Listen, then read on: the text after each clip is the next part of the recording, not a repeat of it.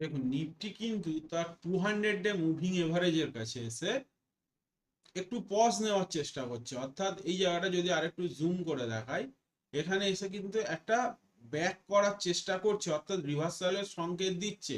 সুতরাং এই জায়গা থেকে নিফটি যতক্ষণ না একটা আপসাইড র্যালি শো করছে, অর্থাৎ এখানে যদি আপনি 15 মিনিট ক্যান্ডেলে দেখেন, এখানে কিন্তু খুব একটা ভালো কিছু তৈরি করছে না, অর্থাৎ একটা মাত্র এই যে সলিড ক্যান্ডেল তৈরি হয়েছিল, তারপর থেকে আর কোনো রকম সলিড ক্যান্ডেলই তৈরি হচ্ছে না। সেই জন্য আমরা এই জায়গাটাতে অ্যাটলিস্ট একটু কশাস থাকবো, এই মুহূর্তে বাজারে কোনো রকম সুইং পজিশনে অ্যাটলিস্ট নেব না।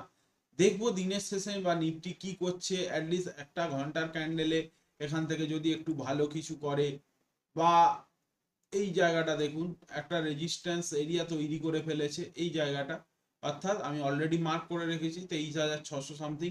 তো এই জায়গাটা থেকে যদি একটু ভালো কিছু পজিশন শো করে নিফটি ওপরে ওঠার চেষ্টা করে, তবেই কিন্তু মার্কেটে একটা ভালো দিক আসতে পারে। আদারওয়াইজ আমরা কিন্তু এখন কোনো রকম কোনো সুইং এন্ট্রি নেব না। ইন্ট্রাডে বেসিসে, মোমেন্টাম বেসিসে যদি কিছু নেওয়া যায় সেক্ষেত্রে ঠিক আছে, কিন্তু এই মুহূর্তে আমরা কোনো স্টক এন্ট্রি করব না ফর পজিটিভ সুইং।